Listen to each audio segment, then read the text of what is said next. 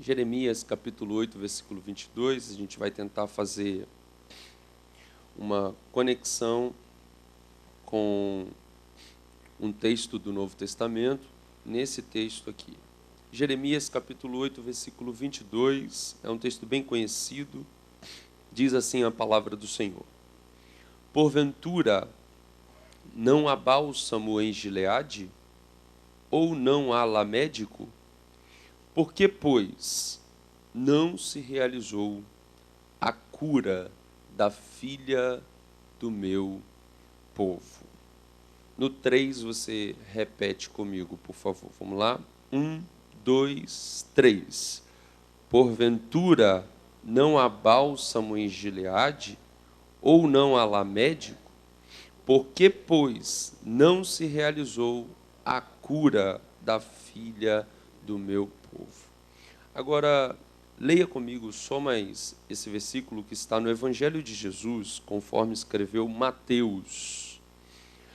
Mateus, capítulo 19, o versículo 1. Mateus, capítulo 19, versículo 1. E aí a gente vai tentar fazer um link entre aquele texto que nós lemos com este texto de Mateus. Mateus, capítulo 19, versículo 1, diz assim: E aconteceu que, concluindo Jesus estes discursos, saiu da Galileia e dirigiu-se aos confins da Judeia, além do Jordão. E seguiram-no muitas gentes, e curou-as ali. Olhe para cá, para você poder entender.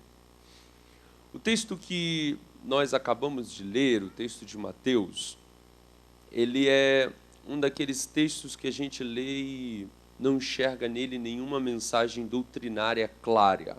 A gente olha para ele e não enxerga nele nada que seja uma mensagem clara para nós. Esse texto de Mateus, capítulo 19, ele é um texto informativo. Tem o propósito de informar a respeito da mudança de local de Jesus. Jesus está saindo de uma região e indo para uma outra região. Jesus está deixando uma localidade e está indo para outra localidade. É simples entender. É como uma personalidade pública que está locomovendo-se no seu país e esta pessoa, por ser muito conhecida, vai receber um noticiário extra. Jesus saiu de uma região e está indo para outra região. Jesus está saindo da Galileia. Jesus está saindo da onde, irmãos? Da Galileia.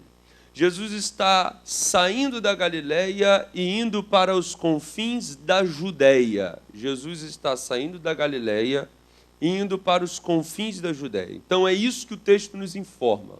A informação do texto é que Jesus está numa mudança de local, numa mudança de território, numa mudança de endereço. Jesus saiu do seu local, onde ele estava, na Galileia, e foi para uma outra região para dar continuidade ao seu ministério. Agora, o texto sagrado, ele não deve ser lido como jornal. Quando a gente lê o jornal, a gente pega uma informação e fica com aquela informação e acabou. O texto sagrado não é assim. O texto sagrado tem uma revelação do Espírito. E quando eu li esse texto, o Espírito Santo iluminou esse texto à minha mente e trouxe uma mensagem para mim dentro da maneira inspirada como o evangelista Mateus vai escrever esta mudança de Jesus de uma região para outra. A primeira informação que ele vai nos dizer é que Jesus terminou os seus discursos. Ora, o texto está dizendo para nós, muito obrigado, minha irmã, o texto está dizendo para nós, em Mateus, no capítulo 19, versículo 1, que tendo Jesus concluído os seus discursos. Ora, irmãos, Jesus sai de uma região vai para outra região, mas ele não sai de uma região para visitar outra região sem ter concluído aquilo que ele começou. Então, a primeira lição que eu aprendo com esse texto é esta: é que tudo que Jesus começa, Jesus termina. Ou você talvez esteja aqui e você, na sua experiência de vida, já iniciou várias atividades. Você já iniciou vários cursos, vários projetos, vários planos, várias tarefas você já iniciou. E você vai concordar comigo que muitas das vezes nós não conseguimos concluir o que começamos. A gente inicia algo e não termina. A gente começa um curso e às vezes para na metade porque não gostou do curso. A gente inicia uma obra e daqui a pouco, quando vai ver, a obra tomou proporções tão gigantescas que nós não conseguimos concluir aquela obra. A gente lança-se no mercado empresarial, abre uma empresa e daqui a pouco as coisas não fluem como a gente queria, o mercado dá aquela estagnada e a gente não consegue romper, não vence, e aí a gente para no meio do caminho. Mas eu vim aqui falar a respeito do Jesus que essa igreja serve, do Jesus que está nessa casa, porque o meu Jesus não é igual a gente. Nosso Jesus, ele começa, mas ele também termina. Tudo que o nosso Jesus começa, o nosso Jesus conclui. Eu vim aqui declarar para você com palavras proféticas através do Espírito Santo de Deus que opera sobre nós esta tarde. Eu vim dizer para você que aquilo que Deus iniciou na tua casa, na tua vida, no teu casamento, na tua história, no teu ministério, que aquilo que Jesus deu início, ele vai terminar para a glória de Deus. Então, tudo que Jesus começa, Jesus termina. Isso é uma verdade que a gente precisa lembrar, irmãos. Porque tem muita gente aí que está aflita na vida. Tem muita gente desesperada na vida. Porque alguma coisa iniciou e ela tem medo de que não vá concluir. Eu vim te dar segurança esta tarde. Eu vim dizer a você, você pode adorar com liberdade. Você pode ficar em paz aqui dentro, despreocupado com aquilo que está começando lá na tua casa. Você pode estar aqui dentro e ficar tranquilo, porque a crise está instaurada no Brasil, mas não vai pegar a tua empresa, não vai pegar a tua casa, não vai pegar a tua família. Por quê? Porque quem começou esta obra foi Deus, e o que Deus começa, ninguém vai parar. Então, tudo que Jesus começa, Jesus termina. E irmãos, e quando eu vi essa verdade, aí sabe como que nós somos? Estudante da Bíblia é assim. Quando ele pega uma verdade, ele quer encontrar texto para corroborar o que ele está falando. E aí eu fui buscar textos para confirmarem o que eu estava falando e encontrei alguns deles. Primeiro deles eu quero ler com você. Eu gosto de ler a Bíblia, então eu gostaria que você lesse comigo. Filipenses capítulo 1, versículo 6. Olha que texto lindo de Paulo. Paulo estava inspiradíssimo quando falou isso. Texto de Filipenses capítulo 1, versículo 6. Olha o que Paulo vai dizer. Ele vai dizer assim, ó: porque estou certo, estou convicto, estou cada vez mais realizado, firme na minha fé, de que aquele que em vós começou a boa obra é fiel para completá-la. O que ele está dizendo é: fique tranquilo, se ele começou a boa obra, ele vai terminar. O texto de Apocalipse no capítulo 1, versículo 8 também é riquíssimo neste assunto, porque Jesus vai visitar João na ilha chamada Patmos e vai dizer para João: João, não temas. Não temas por quê? Porque tu estás aqui pensando que é o fim da tua história, pensando que eu esqueci de você, pensando que a obra que eu ia fazer contigo contigo se encerra aqui na Patmos, mas eu vim aqui para dizer a você que eu sou o Alfa e eu sou o Ômega, eu sou o princípio, eu sou o fim. João, fique tranquilo, porque o que eu comecei na tua vida eu vou terminar para a glória de Deus. Agora, tem 2 textos no Antigo Testamento que falam isso de maneira muito sábia. O primeiro texto é Eclesiastes capítulo 7, versículo 8. Eclesiastes 7, 8, o pregador Salomão vai dizer para nós o que acontece no fim das coisas. Eclesiastes 7, 8, ele vai dizer assim: melhor é o fim do que o princípio das coisas. Escute aqui para eu poder te falar uma verdade sobre isso. Fernando Sabino, um escritor brasileiro, de literatura brasileira, ele uma vez escreveu uma frase que eu guardei porque foi a primeira frase que eu ouvi quando eu iniciei o meu curso de Direito. Quando eu cheguei na sala de aula, a primeira aula, a professora que era coordenadora do curso, chegou e falou assim: olha, vocês estão iniciando, mas eu quero que vocês iniciem com essa frase. A frase era: se tudo estiver dando errado para você, fique tranquilo, porque ainda não é o fim. Porque no final, tudo vai dar certo. Quando eu ouvi aquilo, eu falei: Fernando Sabino copiou isso da Bíblia, porque Salomão já havia dito isso. O que Salomão está dizendo para nós aqui? Ele está dizendo: olha, fique tranquilo, porque o que começou preparou o melhor para o final. Você vai exaltar a Deus com o final da história que Ele tem para você. Você vai ver que o que Ele preparou para você ainda está por vir, o melhor dele ainda está por vir para a sua vida, para a sua família, para a sua casa. Você viverá o melhor de Deus na sua vida.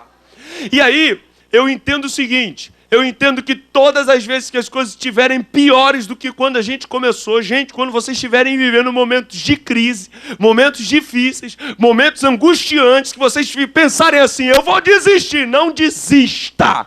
A minha palavra para você esta tarde é esta: sorria, alegre-se, porque esta circunstância está gritando aos teus ouvidos e dizendo: ainda não é o teu final, ainda não é o teu final, ainda não é o teu final. Pode continuar, pode ir em frente, pode avançar, pode continuar. Por quê? Porque no final vai ser melhor do que quando você começou. Quem acredita nesta palavra, receba, porque ela é profética sobre a sua vida. Teu final será melhor. Agora, o outro texto, que é o texto que me dá um arrepio na espinha, é o texto que está em Isaías capítulo 46, 10, e aí a gente encerra esse tópico sobre tudo que Jesus começa, Jesus termina. Eu estou falando que Ele concluiu o que começou. Então eu estou mostrando para vocês que a Bíblia prova que o Deus que vocês servem é um Deus que vai terminar o que Ele começou. Isaías 46, 10 é um texto que você tem que gravar, você tem que anotar, você tem que marcar na sua Bíblia, você tem que escrever ele no seu Facebook, você tem que botar ele no seu Twitter. Dá um jeito desse texto estar sempre na sua visão, porque esse texto tem que ser memorizado por nós. Olha o que o Senhor vai dizer na boca do profeta Isaías a respeito de si mesmo. Deus dizendo a respeito de si mesmo na boca de Isaías.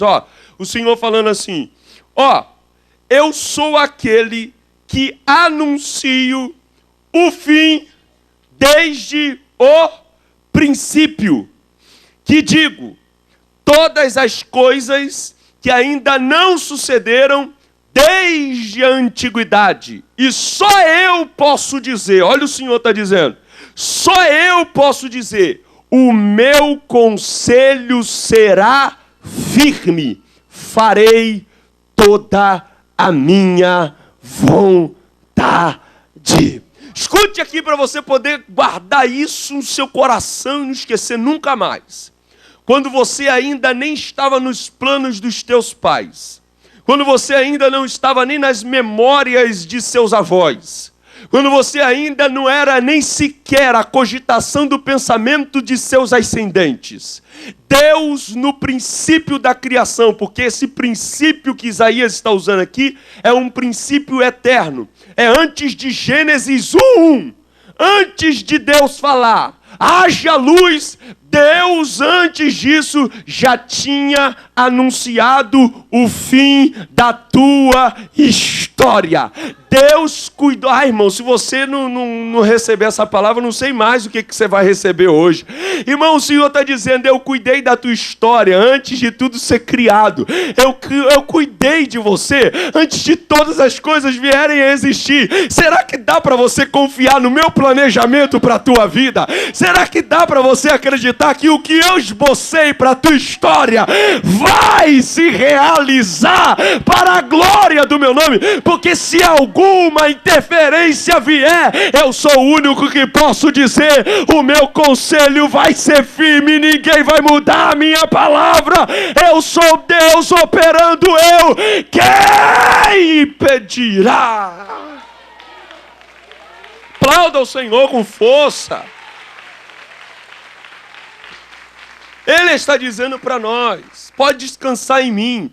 Eu gosto, esses dias eu estava no escritório com um estagiário e eu não falo inglês, estou aprendendo ainda, e aí eu com ele, que ele fala inglês, eu tenho uma Bíblia em inglês, aqui em James, e aí peguei e levei para ele e falei assim, traduz esse texto para mim, era um texto de Isaías, que o texto na nossa versão diz, deleitar-se no Senhor.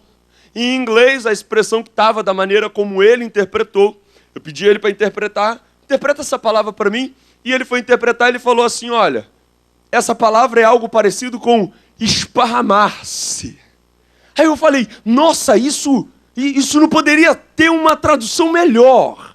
O deleitar-se no Senhor é esparramar-se nele. Você já viu quando você chega em casa cansado, fadigado da vida, e tudo que você quer é se esparramar na cama, é se esparramar no sofá, é chegar em casa e falar, tô seguro, aqui eu tô em paz, aquele problema ficou lá fora, aqui eu tô seguro, tô na minha casa, tô no meu lar. O que o Senhor está convidando a gente para fazer essa tarde é isso, ei, se você se esparramar em mim, eu vou ser o conforto para você, vou segurar você com a minha mão, vou sustentar você com a minha mão. Só quem recebe esta palavra e consegue ter fé para acreditar que o melhor ainda está por vir, dá mais uma rajada de glória a Deus, misturado com palmas e aleluias para Jesus.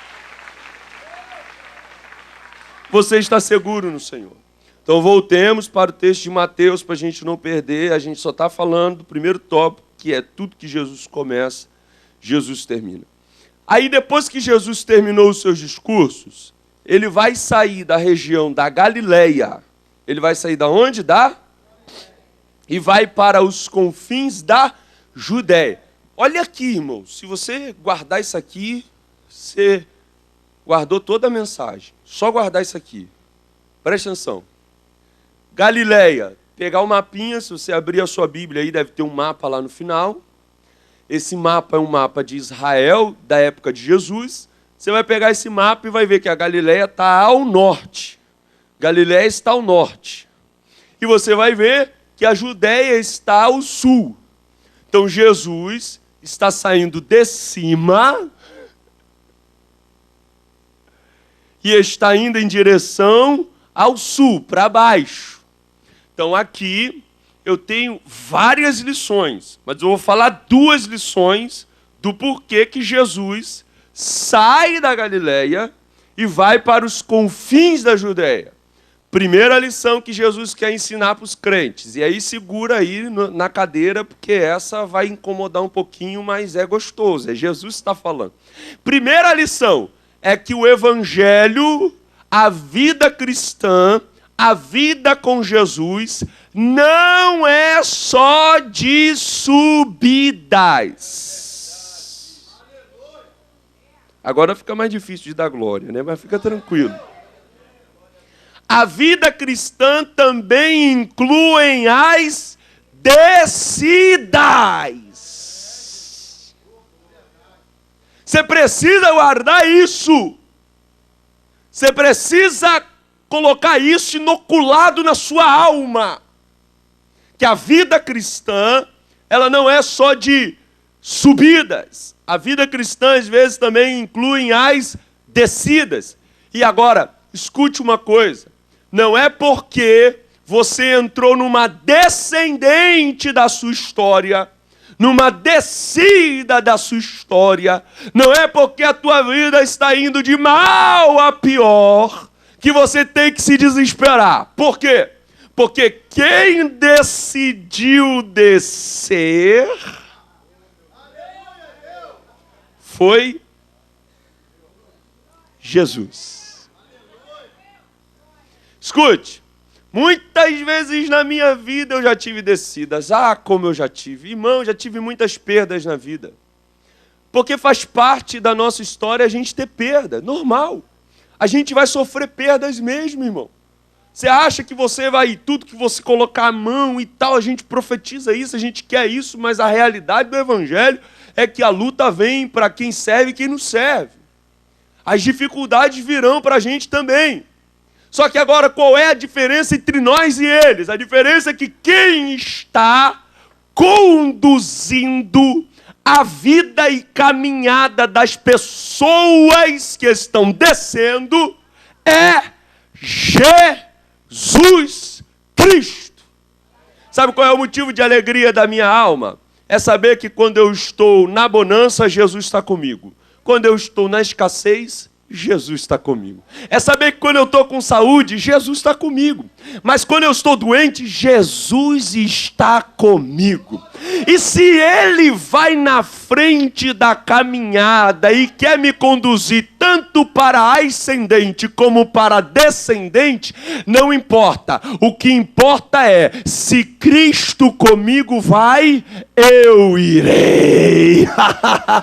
Oh, glórias a Deus. Oh, meu irmão, você precisa guardar isso no seu coração. Não é porque a família está agora vivendo um momento de crise que você tem que pensar em abandonar Jesus, não. Vai com Ele, continua indo com Ele, continua seguindo Jesus, continua obedecendo os seus mandamentos, vai com Ele. Por quê? Porque Ele sabe para onde está conduzindo você, Ele sabe para onde está levando você, Ele sabe onde vai tratar de você, e Ele conduz a gente para momentos difíceis, momentos complicados, momentos de dor, momentos de angústia, momentos de aflição. É exatamente para limpar a nossa alma, limpar o nosso coração, tratar da nossa identidade, forjar o nosso caráter, nos fazer ser mais crente. E tem gente que não quer isso, só quer ser tratado no que é externo, mas não quer ser tratado naquilo que é interno.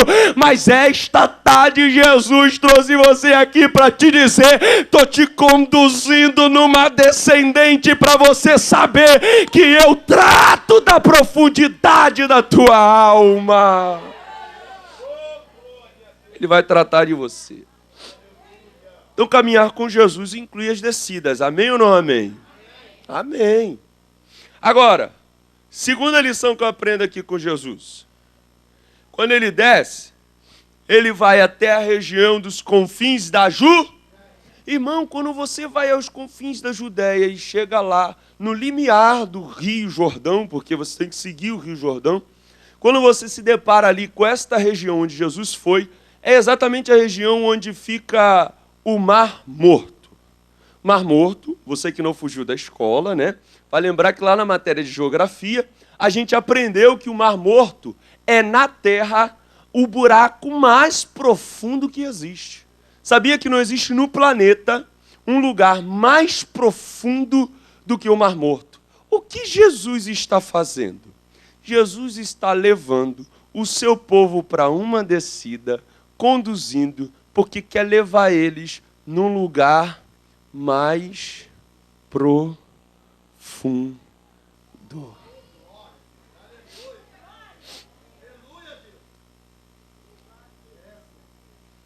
Eu vim te dar uma palavra que é a palavra bíblica. Está doendo? Alegre o seu coração.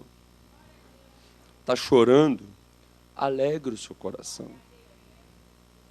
Ah, mas Jonatas, você não sabe o que eu estou passando. Se você soubesse, você talvez teria dó de mim, irmão. Eu me compadeço com a tua dor. Mas eu preciso te dizer que a tua dor, sendo conduzida por Jesus, se você está nesta situação, sendo conduzido por Jesus, só tem um propósito. Jesus quer tratar de você no mais profundo. Só tem como tratar da profundidade do teu ser quando faz você parar.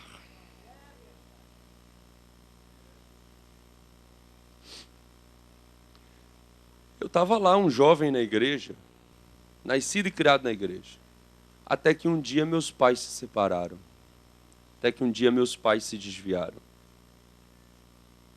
Quando eu me vi nesse momento de terrível desamparo, em que eu ia para a igreja sozinha, dentro de uma favela, andando nas ruas para poder chegar na igreja e voltar para casa de noite, passar em frente à boca de fumo, com medo de ir sozinho, indo sozinho para casa.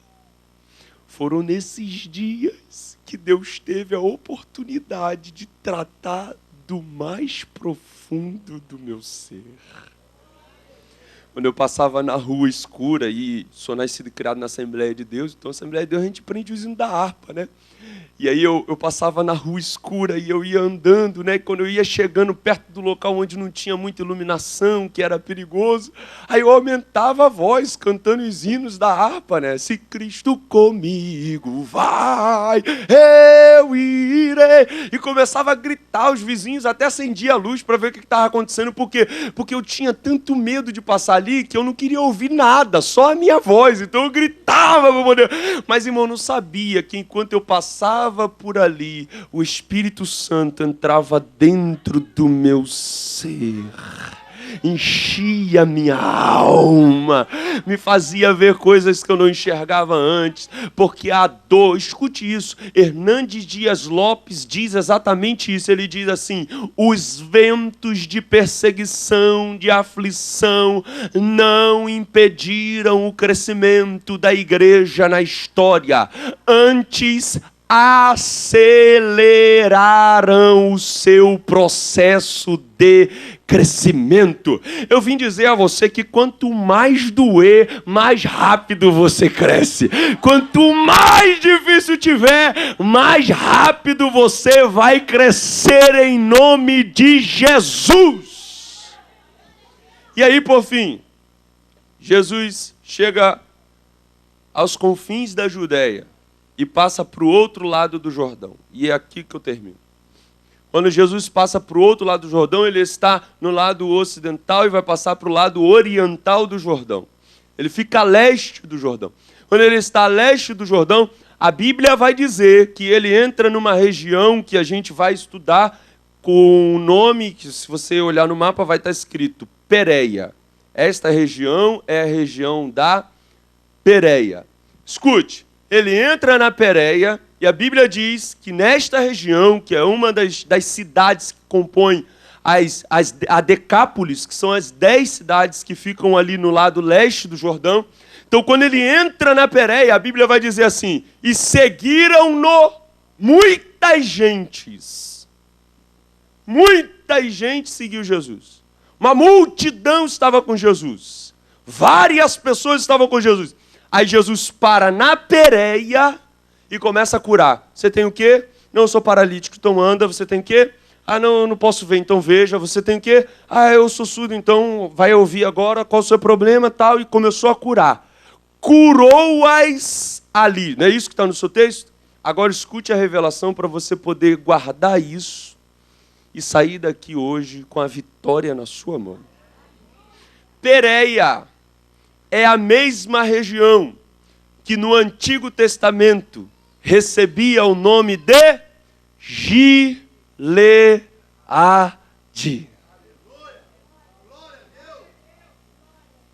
O profeta Jeremias morreu com a indagação profética. Não há bálsamo em Gileade. Não há ala médico. Por que que ninguém tratou da ferida do meu povo? Ele morre em desespero dizendo, ninguém tratou, ninguém curou, porque o problema não é ser ferido, irmãos. Nós estamos em guerra, é normal numa guerra a gente ser ferido, porque a gente ataca, mas também somos atacados. O problema não é ser ferido, o problema é chegar no hospital, é chegar no local onde deveria ter médico, remédio, auxílio e não encontrar. Eu sei o que é isso.